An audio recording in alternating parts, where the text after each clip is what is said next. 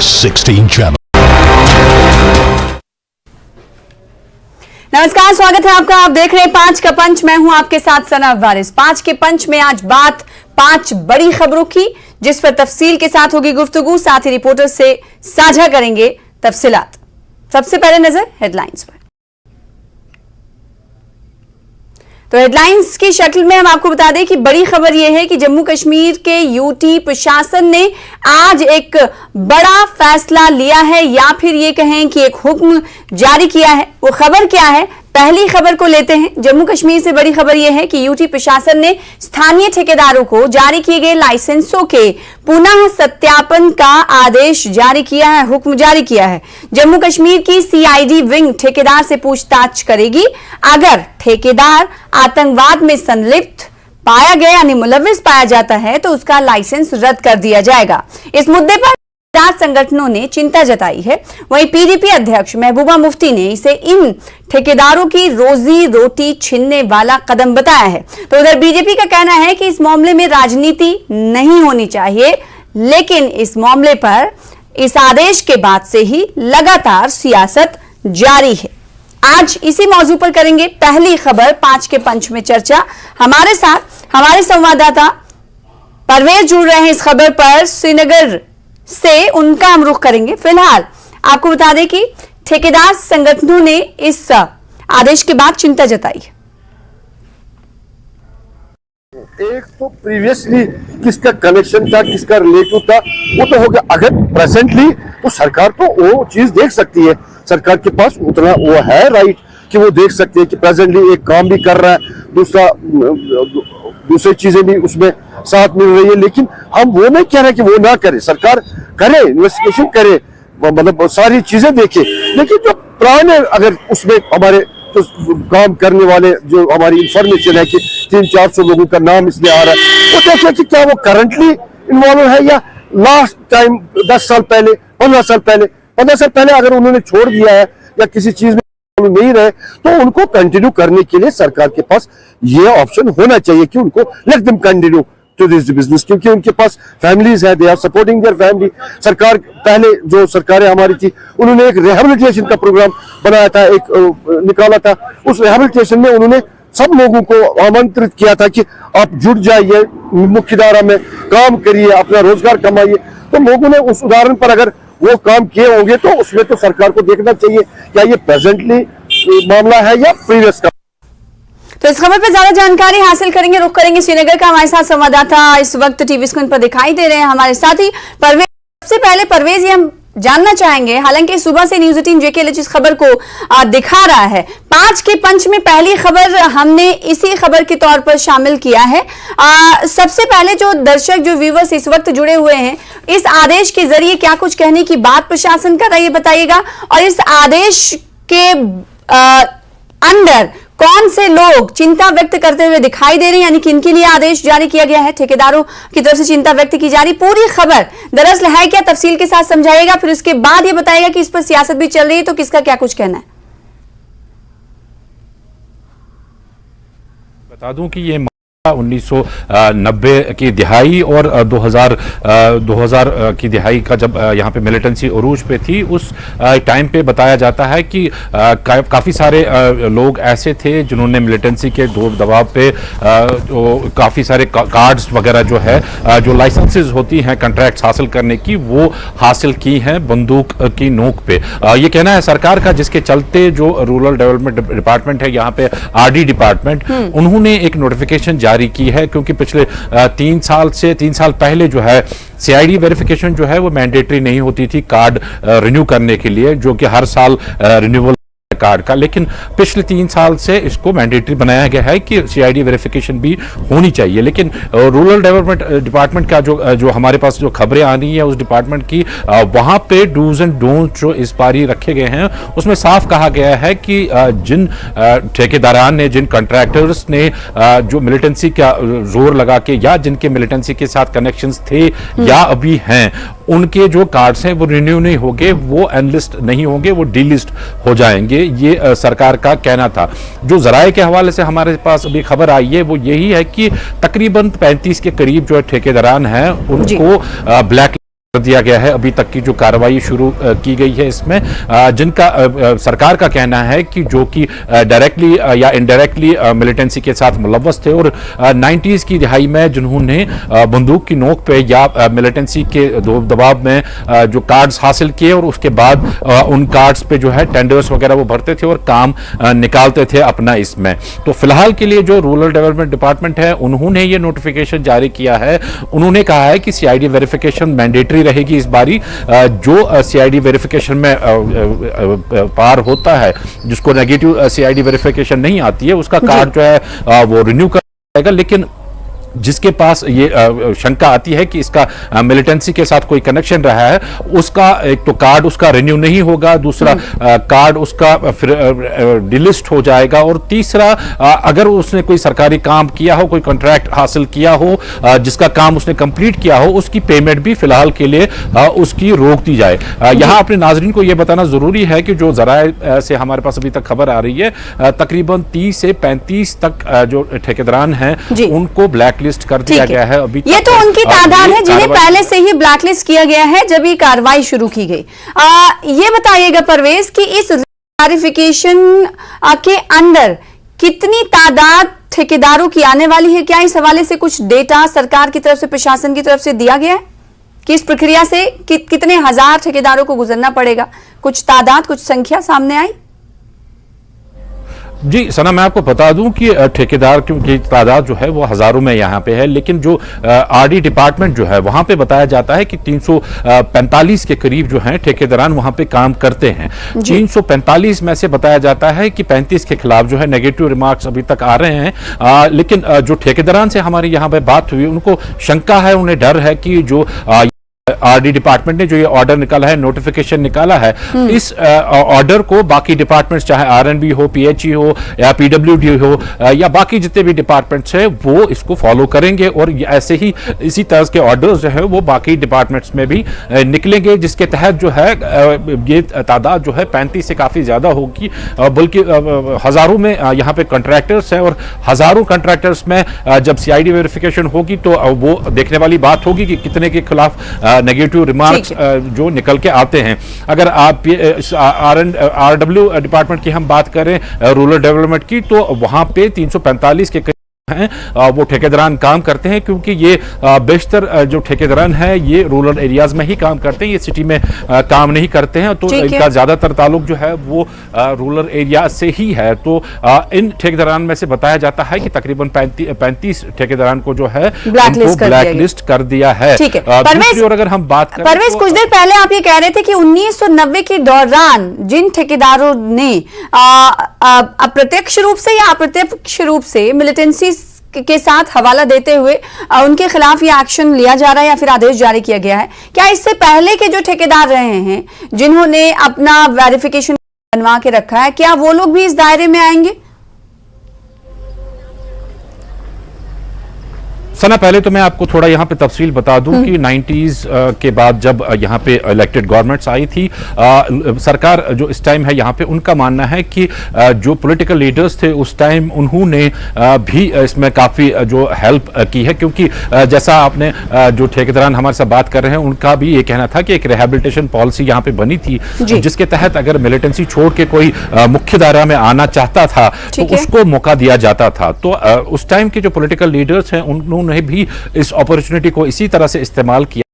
काफी सारे जो मिलिटेंसी से रुख मोड़ के, नाता तोड़ के वापस कौमी दायरे में आना चाहते थे, उनको कार्ड्स वगैरह दिए गए, कॉन्ट्रैक्टर्स के कार्ड्स दिए गए, लाइसेंस दी गई और उनको काम पे लगा दिया गया। इसी तरह से बाकी जो स्कीम्स है उनमें उनको मुलव्वस करके उनको कौमी दायरे में रखने की कोशिश उस टाइम की गई थी। लेकिन यहाँ पे जो बात चल रही है वो बात यह है कि जो मिलिटेंसी से वाबस्ता कॉन्ट्रैक्टर्स थे उस टाइम पे, जिन्होंने जोर जबरदस्ती से कार्ड्स हासिल किए हैं या फिर जिन्होंने कार्ड्स हासिल करने के बाद भी मिलिटेंसी का रोब जमा के काम, जो टेंडर्स वगैरह हैं वो हासिल किए हैं, फिलहाल जो प्रक्रिया चल रही है उसमें सरफहरिस्त वही कॉन्ट्रैक्टर्स आ रहे हैं जो 35 के करीब बताया जा रहा है कि ब्लैक लिस्ट हो गए हैं, जो एक्टिवली जिनके कनेक्शंस पाए गए हैं। आपने भी सुना होगा जो कॉन्ट्रैक्टर्स जो प्रेसिडेंट है बशीर अहमद खान, उनसे बात हुई थी हमारी, तो उनका भी साफ कहना था कि अगर किसी का दूर का रिश्तेदार या किसी का पास्ट में मिलिटेंसी के साथ कोई कनेक्शन हो और मौजूदा कनेक्शन उसका ना हो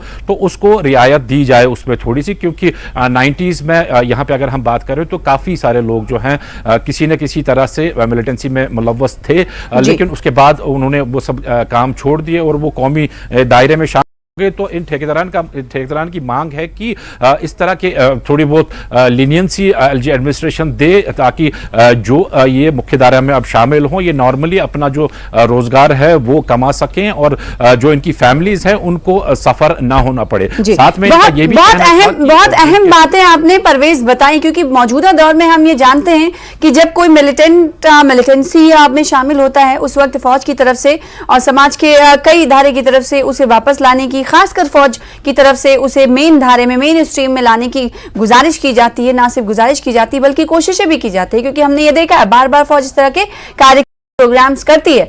तो एक तरफ फौज की तरफ से मुख्य धारे में साबिक मिलिटेंट्स को लाने की कोशिश की जा रही है मुख्य धारे में, दूसरी तरफ जो मिलिटेंसी को तर्क करके मेन स्ट्रीम में आ चुके हैं उनके खिलाफ कहीं ना कहीं ये आदेश जारी किया गया है। तो क्या ये लगता है जो ठेकेदारों ने अभी जो गुजारिश की है प्रशासन से, उस पर प्रशासन की नजर अब तक गई, कान अभी, या फिर उनकी निगाह इस तरफ गई जो डिमांड्स, क्योंकि जेकेएल सुबह से इस खबर को दिखा रहा है, तो क्या ये लगता है कि आने वाले दिनों में इस तरह की लीनियंसी या रियायत प्रशासन की तरफ से दी जाएगी? सना, मैं यहाँ पे एक बात बता दूं कि 2019 के बाद जिस तरह की कार्रवाइयां सरकार की तरफ से की गई, ये स्पष्ट कर दिया गया, ये साफ कर दिया गया कि मिलिटेंसी से रिलेटेड या मिलिटेंसी लिंक जिनकी हो उनको कतई नहीं बख्शा जाएगा। ये हमने देखा जब यहाँ के कुछ ताजिर जो हैं, जब उनको मनी लॉन्ड्रिंग या बाकी केसेस में मुलव्वस पाया गया तो उनके खिलाफ कड़ी कार्रवाई की गई। हाल ही में हमने देखा कि जो गवर्नमेंट एम्प्लॉइज हैं जिनको मिलिटेंसी के साथ वाबस्ता पाया गया, लिंक्स पाई गई, उनके खिलाफ कड़ी कार्रवाई की गई। तो ऐसे में जब ये कदम अब सामने आया है तो ऐसा लगता है, जो एक्सपर्ट्स का मानना है कि बाकी डिपार्टमेंट्स जो हैं वो भी इस ऑर्डर को फॉलो करेंगे। हाँ, जरूर हो सकता है कि जिनका रिकॉर्ड थोड़ा कम रहा हो मिलिटेंसी से रिलेटेड, या जिन्होंने जोर जबरदस्ती से नहीं किया हो, जो गुमराह हुए हो, जो किसी के बहकावे में आ गए हो, मेरी मुराद ये थी, क्योंकि उमूमन हम ये देखते हैं कि बच्चा बहक जाता है और इस हवाले से फौज का कहना भी होता है कि वो उन्हें बहकाया गया है, गुमराह कुन रास्ते पे ले जाया गया, तो अगर वो वापस लौटना चाहते हैं तो उनके साथ फौज जो है ताउन करेगी, मदद फराहम करेगी। अब देखना ये होगा कि इस तरफ प्रशासन का ध्यान जाता है या प्रशासन की तरफ से रियायतें दी जाती है नहीं दी जाती, लेकिन एक बड़ा आदेश इसे माना जा सकता है कि मिलिटेंसी से रवाबत रखने वालों के खिलाफ ही कड़ी कार्रवाई के तौर पर इस हुक्मनामे को देखा जा सकता है। बहुत शुक्रिया परवेज, हमारे साथ परवेज इस खबर पर जुड़ने के लिए और तफसील से जानकारी देने के लिए। फिलहाल इसी के साथ 5 का पंच में रुकेंगे छोटे से ब्रेक के लिए, कुछ और बड़ी खबरों के साथ जल्द लौटेंगे। और दूसरी बड़ी खबर का रुख कर लेते हैं 5 के पंच में। हिमाचल प्रदेश से बड़ी खबर आपको दे रहे हैं। हिमाचल विधानसभा से जुड़ी हुई ये बड़ी खबर है बजट सत्र का। जैसा कि आपको मालूम है कि 5वां दिन है आज विधानसभा में बजट 2023 और 24 पर चर्चा हो रही है। नेता प्रतिपक्ष जयराम ठाकुर ने इस बीच सरकार पर बड़ा आरोप लगाया है।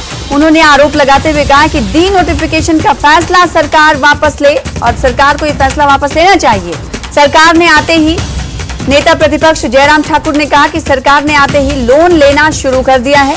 बजट स्पीच में कुछ और है और बजट बुक में कुछ और है, ये कहना है पूर्व मुख्यमंत्री और नेता प्रतिपक्ष जयराम ठाकुर का। महिलाओं को 1500 रुपए की गारंटी पूरी नहीं हुई है, ये तमाम आरोप नेता प्रतिपक्ष जयराम ठाकुर ने आज हिमाचल विधानसभा में बजट सत्र के दौरान लगाए हैं। इसी खबर पर ज्यादा जानकारी लेंगे, अपने संवाददाता से जुड़ेंगे। राजेंद्र हमारे साथ इस खबर पर ज्यादा जानकारी के साथ जुड़ रहे हैं। राजेंद्र, जहां पहले से ही ये अनुमान लगाया जा रहा था कि बजट सत्र जो है हंगामा खेज रहने वाला है, हंगामेदार रहने वाला है, तो आरोपों की बौछार बजट सत्र हो विधानसभा हो उससे बाहर तो चली रही थी, अब विधानसभा में भी ऐसे ही कुछ नजारे, ऐसी कुछ तस्वीरें, ऐसे ही आरोप दिखाई दे रहे हैं। क्या कुछ कहा नेता प्रतिपक्ष ने इसके अलावा?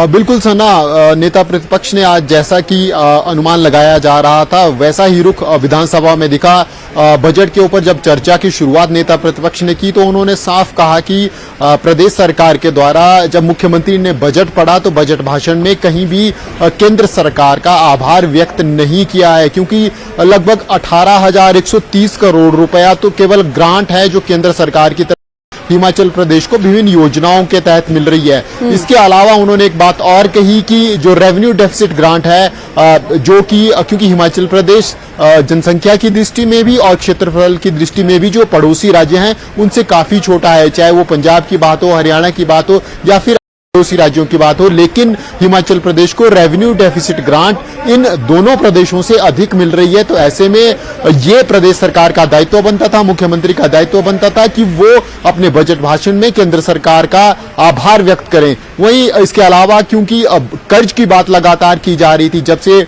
कांग्रेस की सुखविंदर सिंह सुक्खू सरकार बनी है तब से लगातार मुख्यमंत्री की तरफ से भी और अन्य मंत्रियों और नेताओं, कांग्रेस नेताओं की तरफ से भी इस बात का जिक्र किया जा रहा था कि पूर्व की सरकार एक बड़ा कर्ज हिमाचल प्रदेश के ऊपर छोड़ गई है। तो नेता प्रतिपक्ष और पूर्व मुख्यमंत्री जयराम ठाकुर ने कहा कि पूर्व की सरकारों का जो लेने का औसत था प्रतिवर्ष अगर देखा जाए तो जो वर्तमान सरकार है उसने 9,900 करोड़ रुपए इसी वित्त वर्ष के लिए अप्लाई कर दिया है। तो ऐसे में जो वर्तमान सरकार का ऋण लेने का औसत है वो करीब करीब 2.5 गुना पूर्व की सरकारों से रहा है। तो इसको लेकर भी आज नेता प्रतिपक्ष ने सरकार को बजट के ऊपर घेरा। वहीं अलग अलग योजनाओं के माध्यम से नेता प्रतिपक्ष ने जिक्र किया आज अपने चर्चा के दौरान। उन्होंने स्वास्थ्य क्षेत्र का जिक्र किया कि प्रदेश सरकार की तरफ से स्वास्थ्य में बड़े बड़े दावे किए जा रहे हैं कि इस वित्त वर्ष में पूरे किए जाएंगे। 50 करोड़ रुपए पैट स्कैन मशीन के लिए रखे गए हैं। नेता प्रतिपक्ष ने कहा कि आज की अगर समय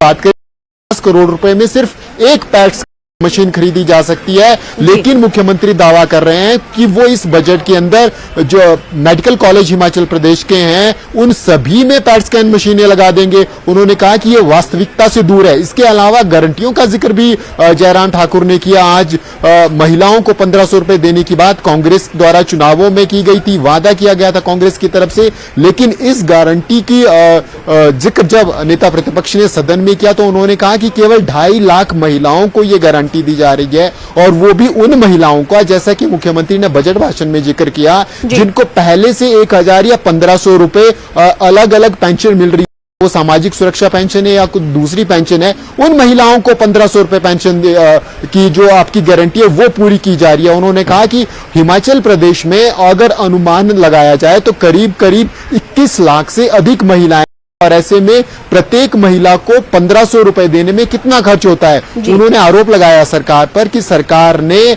इस गारंटी के ऊपर प्रदेश की महिलाओं को ठगा है, और जिस तरीके से गारंटियां पूरी की जा रही हैं वो सरासर प्रदेश की महिलाओं के साथ नाइंसाफी है। इसके अलावा एक तो बड़ा आरोप जो अगर इन आरोपों के जवाब की अगर बात करें राजेंद्र, तो क्या मौका अभी मिल पाया विधानसभा में कि नेता प्रतिपक्ष के इन आरोपों का जवाब दिया जाए सरकार की तरफ से?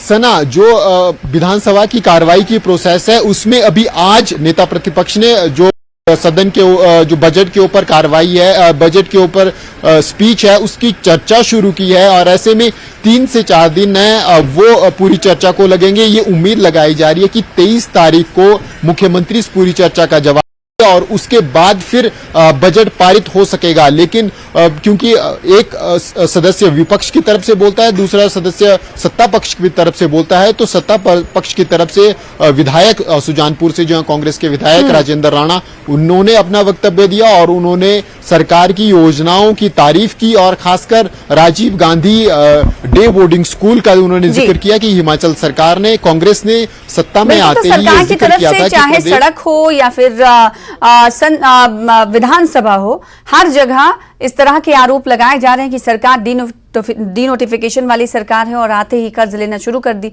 सरकार ने, साथ ही महिलाओं के को लेकर जो पेंशन के हवाले से बात कही गई थी वो भी पूरी नहीं की गई है। तो ये तमाम आरोप है। अब देखना ये होगा कि सत्ता पक्ष की तरफ से किस तरह से इसके जवाब दिए जाते हैं। बहुत शुक्रिया राजेंद्र हमारे साथ जुड़ने के लिए, इस खबर पर ज्यादा जानकारी देने के लिए। फिलहाल आगे बढ़ लेते हैं। 5 का पंच में एक और बड़ी खबर है जो कि यूके हाई कमीशन से जुड़ी हुई है। यूके हाई कमीशन के बाहर वी लव इंडिया के नारे लगे। लंदन में खालिस्तानी समर्थकों द्वारा तिरंगे के अपमान होने पर राजधानी दिल्ली स्थित यूके हाई कमीशन के बाहर भारी संख्या में सिख पहुंचे और अपना विरोध जताया। दरअसल लंदन में खालिस्तानी समर्थकों ने हद पार लंदन के उच्चायोग से तिरंगा उतारा, लेकिन भारतीय उच्चायोग के अधिकारी ने बहादुरी का प्रदर्शन किया और खालिस्तानी झंडे को नीचे फेंक दिया।